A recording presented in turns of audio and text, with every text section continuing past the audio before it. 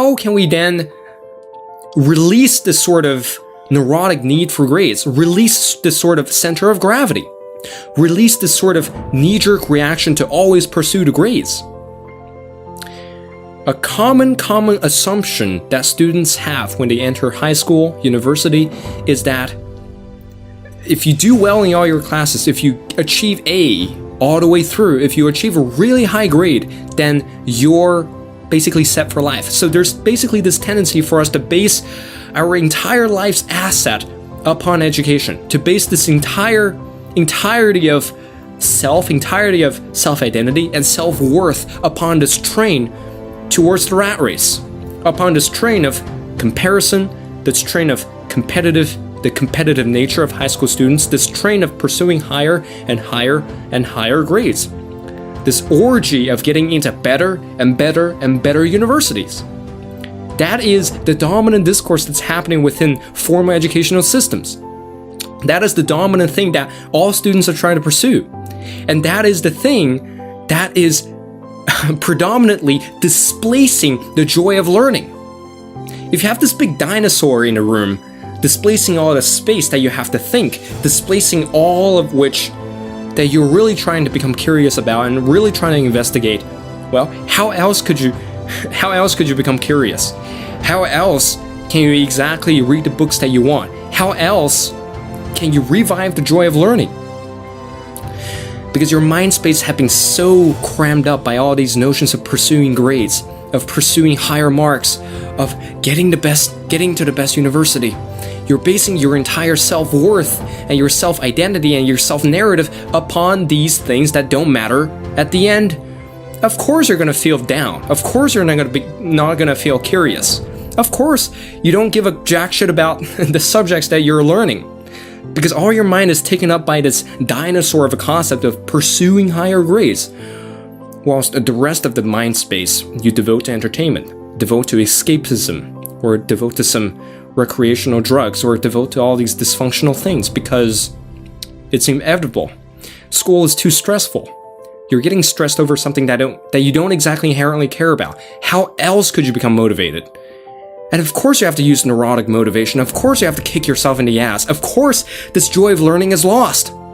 And you have to use escapism behavior to counteract that. How do I know it? I'm one with the system.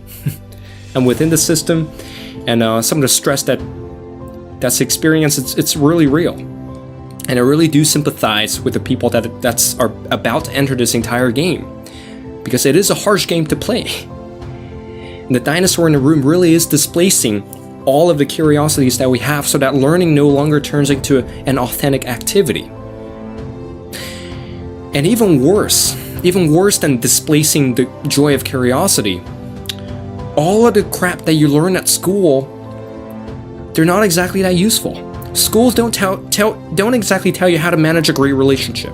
They don't exactly tell you how to self-educate. They don't exactly tell you how to maintain a positive relationship. They don't exactly tell you how to manage your finances. They don't exactly tell you how to master your emotions.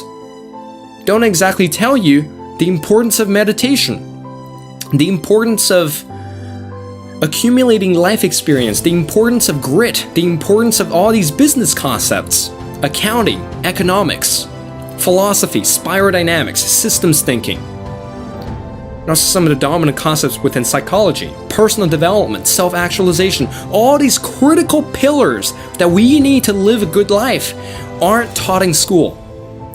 If schools can displace this dinosaur in the room, if schools actually teach you useful stuff, fine. If they're actually conducive to living, fine. But the more that I study and the more that I play with the concepts, the more that I start to realize that most of the stuff that I learn right now, I'm not exactly going to use in the future. Not exactly. And a lot of the critical things, how to focus, how to develop mental capacity to face catastrophes, how to develop a strong psyche, how to develop a really rigid and strong character, all these things I couldn't really find in any corners of school. I couldn't really find within any peers around me. I couldn't really ask anybody about this, not even my parents. So I had to take on the burden of self-education to sort of pull against the gravity to sort of push parts of the dinosaur out of the room, to sort of alleviate some of the room so that I can read a little more, so that I can investing some extra time and resources into buying some books, reading some books, taking notes of some books, keeping a good commonplace book. All these things, they have to be done independently, given that the system is not really conducive to that. So here's the solution. The reason why that we are losing this joy of learning is not an accident. All of us are losing this authentic passion of ours to learn.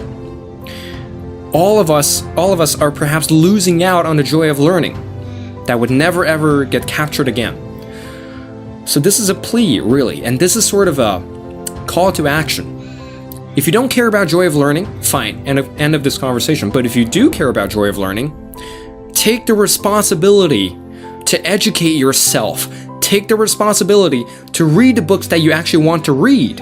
Right? Prioritize reading. If schoolwork is stressing you out, I'm not talking about throwing all the schoolwork away.